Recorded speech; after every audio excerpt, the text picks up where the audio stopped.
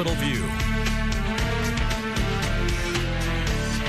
And good Sunday morning to you. Welcome into Capitol View. I'm Jay Burr. Well, fresh off his ag tour of Arkansas, U.S. Senator John Boozman joins us now, boss, and we certainly do appreciate the time. Let's jump into it here, because I know you're kind of the ranking guy when it comes to ag, at least here in Arkansas.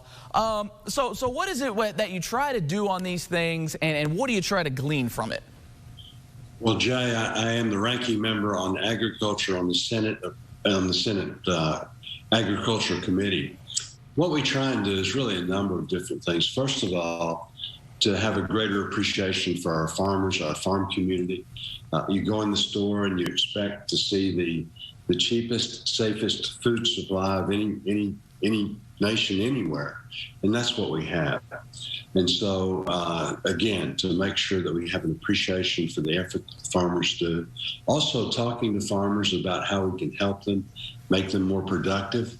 Those kind of things. Climate's very important. We want to make sure that we're taking care of the soil, taking care of the air. And you do that through research. You do it through input from our farm community. So that's really the main thing, is just getting out and about, visiting with them, see how we can take the good ideas that they have and then take them to Congress and translate that into better laws. It won't be too long. Every 5 years we have a big farm bill. 2023, that's going to be coming up. And so we're already starting to do testimony and hearings in Congress. But there's no substitute for being out on the farm and visiting with farmers. And I know one of the big lightning rods that'll probably be discussed from now until the Farm Bill will be the Green New Deal, how that was going to not only just affect climate, as you mentioned, but also to how that does affect ag. And I guess in your opinion, what effects are we seeing here of the Green New Deal when it does come to agriculture? Well, the Green New Deal is really terrible for everyone, in the sense you're talking about significant increases in utility costs, electricity, and then also gasoline prices going up significantly. So as a result of that, what you're going to have is, just tremendously more input cost in our farm communities. We do a lot of driving in rural America, all of those things. What does that do to single moms? What does it do to people on fixed incomes? Things like that. So no, you can imagine if your gasoline, it's already gone up significantly in the last year. So significant more increases, significant energy increases. The way that we're competitive with nations in the overseas industries is the fact that we do have cheap electricity, we've got cheap energy. If we do away with that disadvantage, it would be a huge mistake. And then too, it's so crazy. You've got us. They tell me that we import more oil from Russia than we're getting from Alaska right now, because of the inability to drill on the areas that are under the control of the government. So as a result of that, you're going to be in a situation where we are getting more oil from Russia. We've got the President of the United States calling OPEC saying, will you produce more oil? The idea that somehow they're going to do that in a more environmentally friendly way than we do, or, it's just absolutely crazy. Now another thing recently popped up here. President Biden sort of saying he wants to roll out vaccine mandates, not just for federal employees, but also for private business. Obviously, a lot of blowback on that. Kind of what's your take on the president's proposal, at least? I think it's a big mistake for a number of different reasons. First of all, I don't think he has the authority to do something that sweeping, but also it's bad policy.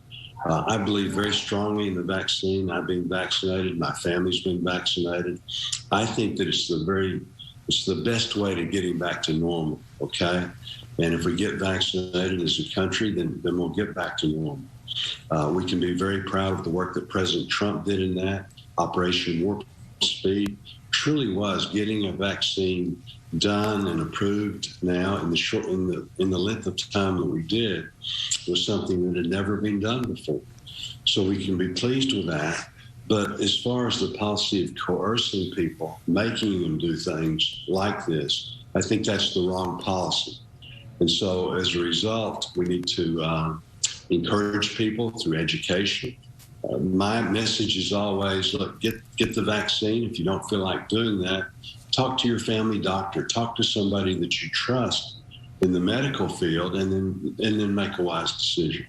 And obviously, coming on the heels of one of the darkest days, or at least the anniversary of one of the darkest days in 9/11, I guess kind of your thoughts on just this day in general, and what do you remember from that day back in 2001? Well, you know, it's one of those days that we all remember. And also, it's a day that, as a result of that day, the world truly did change. The last 20 years are totally different than they would have been if that hadn't occurred. And so, as a result of that, it's very appropriate that we take a moment, you know, during that day. We should take a moment throughout the year, every day, just to kind of think about a number of different things. One of those would be our first responders.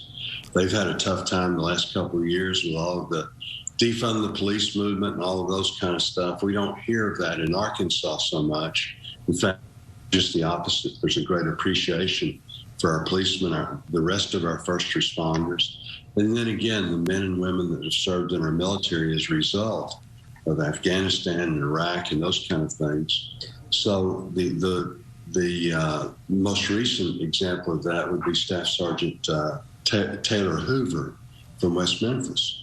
Strong Arkansas connection. He was one of those that lost their lives literally, you know, just in the last day or so before leaving Afghanistan. So these are sobering thoughts, but it is so very important that we come together as a nation and just, you know, be thankful for those that are willing to run to the danger when the rest of us are backing up.